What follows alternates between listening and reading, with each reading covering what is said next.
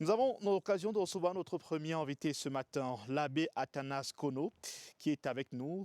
Il est curé justement de la paroisse, la paroisse de Nzon, Mélène. Bonjour, Bonjour mon père. Merlin, J'espère que vous allez bien. je vais bien, merci. Nos meilleurs voeux pour l'année Je vous les 2025. retourne, merci. Alors, mon père, si vous êtes là ce matin, c'est pour parler de cette actualité, toute une semaine pour la parole de Dieu. L'événement a débuté le dimanche dernier, dimanche 19, et va s'achever dimanche prochain. Le contexte, c'est quoi le contexte? C'est quoi l'enjeu? Pourquoi organiser toute une semaine de la parole de Dieu? Alors, je tiens à noter que nous sommes pratiquement à notre 6e édition dans l'Église catholique romaine, pour remettre en lumière l'importance de la parole de Dieu dans nos vies. Vous savez, depuis longtemps, l'Église catholique, bien que mettant au centre la parole de Dieu, a beaucoup plus exercé dans les dévotions, les prières, les sacrements. Et pourtant, la source de tout ce que nous avons comme spiritualité, sacramentalité dans l'Église, c'est la parole de Dieu. Et nous voudrons que la parole de Dieu ne reste plus l'affaire des prêtres qui vont prêcher, mais que le chrétien lui-même s'imprègne également de cette réalité. C'est pour ça que le pape a voulu qu'il y ait un dimanche particulier centré, concentré sur la parole de Dieu. Et nous, donc, au niveau de l'archidiocèse de Yaoundé, spécifiquement dans la commission diocésaine pour la pastorale biblique que l'archevêque Monseigneur Jean Barga nous a confié, nous avons voulu qu'en amont du dimanche de la parole de Dieu, que nous célébrions cette parole-là toute une semaine avec une série d'activités. Et depuis dimanche dernier, nous y sommes. Je rappelle que vous êtes aussi en charge de la commission biblique dans l'archidiocèse de Yaoundé. Eh bien, l'épicentre des événements, c'est la paroisse de Mélène, la paroisse Saint-Paul de Mélène. Alors, depuis lundi, on a eu droit à quoi? Depuis dimanche dernier? Alors, dimanche dernier, c'était l'ouverture solennelle déjà dans la paroisse de Nzon-Mélène, mais disons que ces événements ne se célèbrent pas et ne se déroulent pas uniquement dans la paroisse de Nzon-Mélène, et ça engage tout le diocèse. Nous avons utilisé le mouvement Parole de Dieu qui est présent dans toutes les paroisses pour essayer de mener toutes ces activités. Et depuis donc lundi, nous avons commencé des enseignements. Et les enseignements portent essentiellement sur l'importance de la parole de Dieu.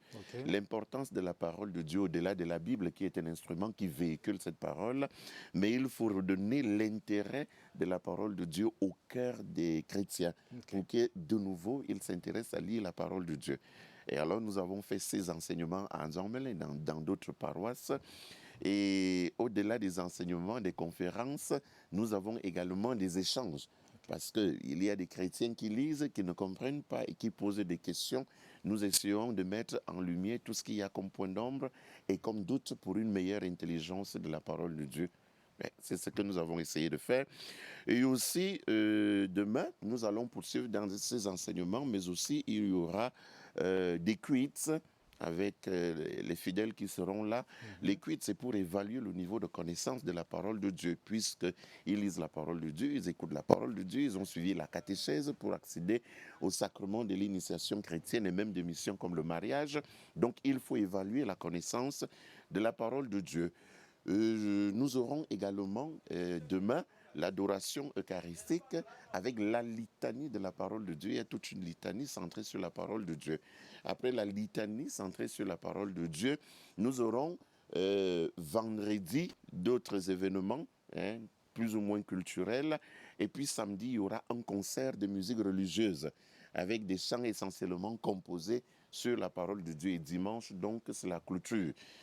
Dimanche, on va clôturer. On imagine une apothéose en fait, plusieurs activités dimanche. Et effectivement, donc dimanche, ce sera une clôture avec une messe médiatisée dans la paroisse de Nzon-Mélène. Je sais déjà que la CATV sera là puisque elle nous est toujours fidèle dans leur mission de communication. Et au cours de cette célébration eucharistique, donc, il y aura procession évangélière. Il y aura également l'institution des lecteurs, ceux qui proclament la parole de Dieu pendant nos offices religieux. Et à la fin, nous aurons aussi des bonbons spirituels qu'on va distribuer à tous les chrétiens qui seront à toutes les messes ce dimanche. Mon père, merci pour l'expression, les bonbons spirituels. Alors, mon père, on parle justement de plusieurs activités qui ont été organisées à l'occasion de cette 6e édition. Alors, les chrétiens qui nous regardent ce matin, qu'est-ce qu'ils devraient officiellement retenir lorsqu'on parle parole de Dieu, semaine de la parole de Dieu? Alors, quand on parle de la parole de Dieu, de la semaine de la parole de Dieu, il faut que le chrétien redécouvre que la parole de Dieu, c'est Dieu incarné dans la vie. Et on ne peut pas être en relation avec ce Dieu sans pour autant écouter et fréquenter sa parole. C'est ce qu'il y a de plus important à comprendre. Il y a un intérêt à la parole de Dieu parce que c'est la source de toute spiritualité. On ne peut pas nourrir nos spiritualités tant individuelles que communautaires si on n'est pas adonné à la parole de Dieu. Mon qui père, nous tout le enrichit. monde est invité justement Tout lors le de monde cette est invité. célébration. Tout le monde est Toutes invité à les cette obédiences, si vous célébration. voulez. Toutes les obédiences, puisque cette semaine, effectivement aussi, c'est la semaine de l'unité des chrétiens. OK. Donc nous sommes dans des séries d'activités avec l'Église évangélique du Cameroun pour remettre justement aussi en lumière ce qui fonde notre unité.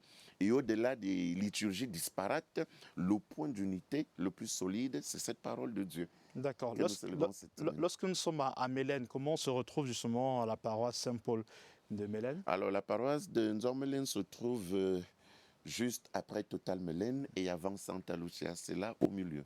D'accord. Mon père, merci d'être passé. Je rappelle que vous êtes abbé Athanas Kono. Vous êtes curé de la paroisse Saint-Paul de Nzan-Mélène. C'est ici à Yaoundé. Vous êtes aussi justement président de la commission biblique dans l'archidiocèse de Yaoundé. Merci pour tous ces éclairages, mon père. Merci beaucoup. Je remercie aussi la CRTV de m'avoir donné cette plage d'information pour communiquer sur les activités de l'archidiocèse et que Dieu vous bénisse. Amen.